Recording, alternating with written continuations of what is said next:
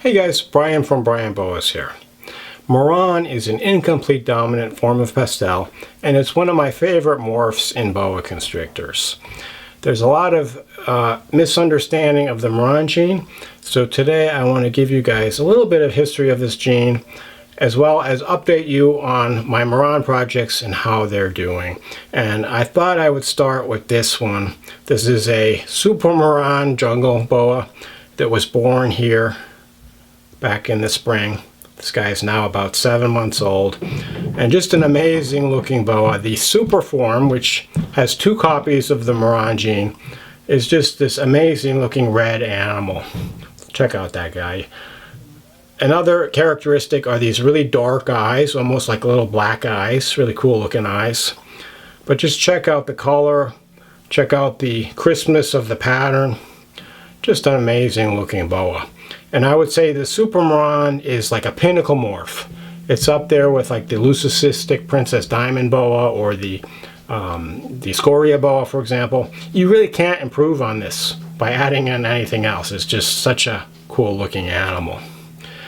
And so the Super Moran, this is one reason I was interested in getting into Moran in the first place. But this is what happens when you have 2 copies of the Moran gene. The Moran gene by itself has some very impressive effects, and I'll show you some single copy Moran animals in a minute. But it's an incomplete dominant form of pastel. It looks similar overall to other pastels like the Coop's pastel, but the thing is it's caused by one gene, whereas most pastels are polygenic. There's multiple genes that cause that pastel appearance. With the Moran, we're just talking about one gene, and the animals, either they don't have the pastel if they have no copies, or you get an animal with 1 copy of the Moran gene that has the pastel appearance, or with 2 copies is the Super Moran like this one. And just such a cool looking animal. So the history of the Moran is actually not a new gene. It was first described in 2007. It arose in Europe, I believe in Germany, by a breeder there. And when I go back and I read the old internet forums on boas, when this gene first came up, there was super excitement around it. People thought it was like the next best thing since sliced bread, and that it was going to revolutionize boa breeding. And at the time, the animals were like crazy expensive, like 3 or 4 grand for a single Moran animal. Not a super Moran, but just a single copy of Moran. And what's weird is that when you look at the history of these forums, people talked about it for a few years, but then after around 2012 or so, it seems like the enthusiasm died out and you don't hear much about Moran. And I got into it relatively recently, 5 or 6 years ago when I was getting into morph boas, but it always seemed like a cool animal to work with. So I picked up some, I have a Moran jungle male, I've got a hypo Moran female, and I crossed them to get this litter. And to my delight, I got about 25% Super Morans, which you would expect. Had a total of 5 Super Morans, including this guy. And this guy is the only Super Moran jungle. The others are Super Moran hypos, and I'll show you one of those in a few minutes. But what's interesting is that people don't seem to be really enthusiastic about Moran based on how they've been selling. I mean, I've sold a few of them, but I'm just not sure. I think people just don't know about this gene and how cool it is and how amazing the animals look like. I'll show you some combos and what you can do with other genes, but even just by itself, it's a really cool looking gene. And it's an incomplete dominant trait. There's a lot of rumors out there that the supers might not be fertile, or I've even seen people claiming that the supers are not healthy. And I can say that based on my experience with the 5 Super Morans I have, they all seem completely healthy. And these guys are now about 7 months old. We'll see. I don't think that anything bad is going to happen to them. They seem like they're doing great. If they do have a problem, I'm not going to like hide it or anything. I just want the truth out there. And I don't want to work with a morph if it's not healthy. But we'll just have to see how these Super Morans are doing. But Of my 5 Super Morans, there are 2 that I'm holding back, but I had 3 of them available, and they're still available. No one has wanted them yet, or no one's bought them yet, so they are available. But just wanted to throw out there that as far as I can tell, they seem quite healthy.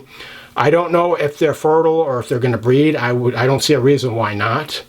There's just not many of them that have been produced, and the only thing I could find in the forums is this breeder by the name of Gray Rushkin, who had a site called All Boas, tried to breed his male, and it didn't seem interested in breeding his Super Moran male.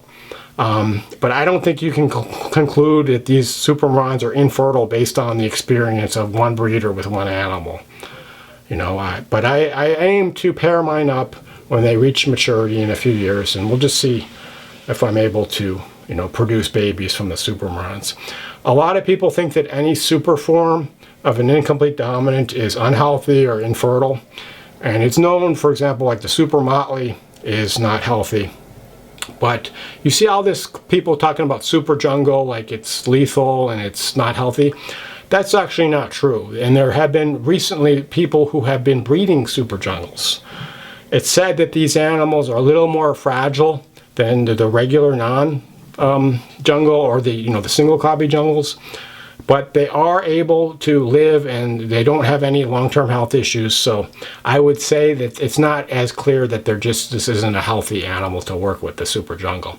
And as far as I can tell, these Super Morans seem fine. So anyway, this is the Super Moran jungle. Let me show you just a single copy Moran next. Here's a Moran animal from my litter that I had this spring. This is just Moran, nothing else. And as you can see, even just a single copy Moran, single gene animal is a really impressive looking animal. Check out those pastel colors. See on the sides, the greens and blues and pinks. But Moran doesn't just affect the coloration, it affects the pattern as well. Kind of like jungle. The shapes of the saddles are a little bit more kind of geometric.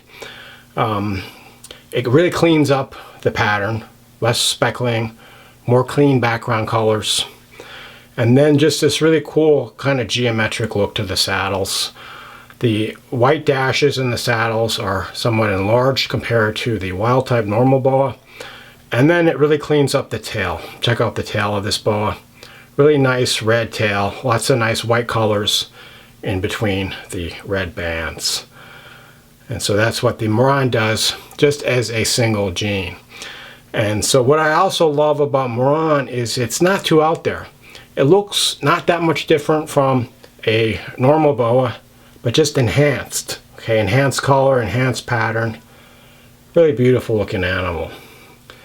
But you wouldn't look at this and, you know, it's not like looking at like a junglo or something that looks kind of like a genetic freak. Like, you know that there's something genetically different about it.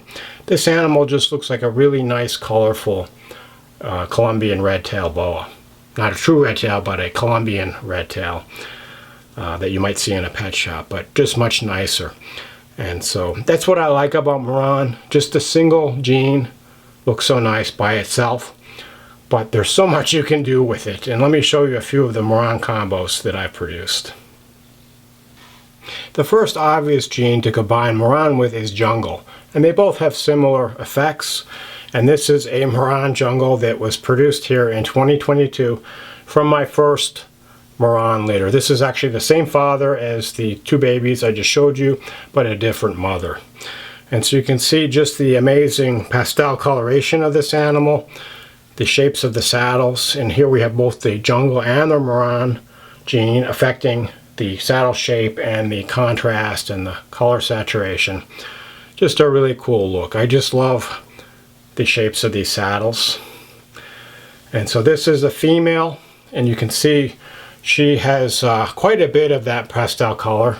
There is some variability, and when this animal was first born, I thought she might be a Super Moran. It was actually a small litter. I think it was like 6 babies, and I didn't get any Super Morans.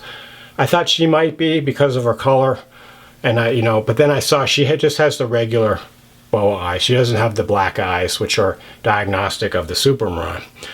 Regardless, beautiful looking animal. you know, growing quite a bit. You can see she's about, what, 3.5 feet or so. Doing really well. Probably ready to breed in another 2 to 3 years. But really cool looking animal. And so that's an example of a Moran jungle. And I have some Moran jungles from my 2024 litter that are available now. Incidentally, I also wanted to mention that people have described 2 different forms of the single copy Moran, both a light form and a dark form. I think it was David Barker who was breeding Morans about 10 years ago and had described it. But some of the single copy Morans do have more intense colors, kind of like this animal, whereas others, the colors aren't quite as intense, but they're still pastel. And so there's probably a lot we don't understand about this gene because so few people are working with it. But that's the Moran jungle. Let me show you another type of Moran combo. Another great 2-gene combo with the Moran is the hypo Moran, like this one. And so single copy Moran, single copy hypo. And these genes really work well together. This animal is actually in shed right now. She's a little bit cloudy, not as brightly colored as she normally is. But you can see lots of really nice pink colors on these Moran hypos. The tails look really nice. Lots of white between the nice pastel blotches. And overall, the 2 genes really enhance each other well. And so that's the Moran hypo. You can see some of the saddles the saddles have the reduced size because of the hypo gene. A lot of connected saddles, probably more related to the hypo gene, but the Moran itself can affect the saddles as well. So Moran hypo, great 2-gene combo. You might ask, what does the 3-gene Moran hypo jungle look like? Let's take a look. And here we have the 3-gene Moran hypo jungle, and this is just a amazing looking animal. These animals, I would say, are what I call designer boas or living art. They're just so cool looking that they almost look like they're not real. And also, it's a type of a combo that I don't think you can really improve on it. I wouldn't suggest trying to add in any more genes. But you can see the amazing appearance of this animal, the beautiful coloration, the clean colors and clean background, the geometric pattern, the striping, you know, look at that tail. It's just a really, really cool looking animal. And when these were born, I remember just looking at them thinking, wow, that's just amazing. Look at that, just off the charts. And I think I got like 4 or 5 of these Moran hypo jungles in the litter. I'm keeping 2 of them, including this one. I still have one that's available. I think it's male number 4. But for somebody that wants just an amazing looking boa, the Moran hypo jungle is a good one for you.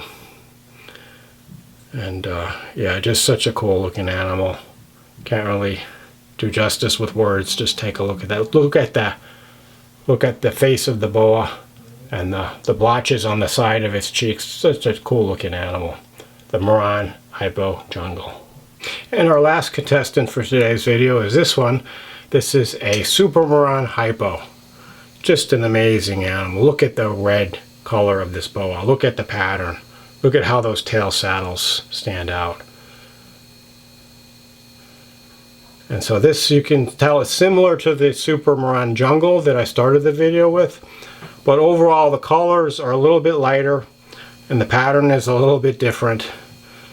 But it's just an amazing looking animal. And incidentally, these guys have gotten a little bit darker since they were born. When they were born, the hypos, Super Morans, were definitely lighter than the jungle Super Moran that I started with. But you can see it's kind of getting this kind of more medium red, reddish orange color now. Such a cool looking animal. And so this one is being held back here, but I actually have 3 more of these Super Moran hypos that are available now. And like I said, none of them have sold so far. Not quite sure why, because they are such cool looking animals. And right now I have a 25% off sale, good through November 20th, which it doesn't give you much time. But if you want a Super Moran hypo at a price that will, it's unbeatable and probably will never be available again, jump on that offer. The link to my Flickr page of my available boas is below the video description. So another boa that I would classify as living art. Such a cool looking animal. And this one is staying here. This is one that I intend to try to breed in a few years when it reaches adult size. This is a female. I also have that male that I started with, the Super Moran Jungle. He's also staying here. And of the other three, like I said, they're available now until I decide I want to keep more of them. So don't wait. If you're looking to get a Super Moran, this is literally the only place in the world that you can get them, through Brian Boas. So don't wait. Anyway, I hope you enjoyed the look at the Moran gene.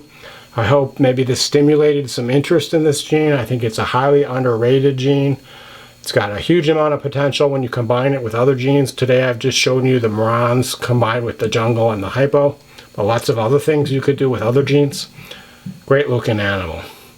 If you have any more information about Moran, please add it in the comments. I'd love to hear if there's anything out there that I haven't been able to find, because as I mentioned, there's not a whole lot known about this gene. Shoot me any questions you might have, and enjoy your boas.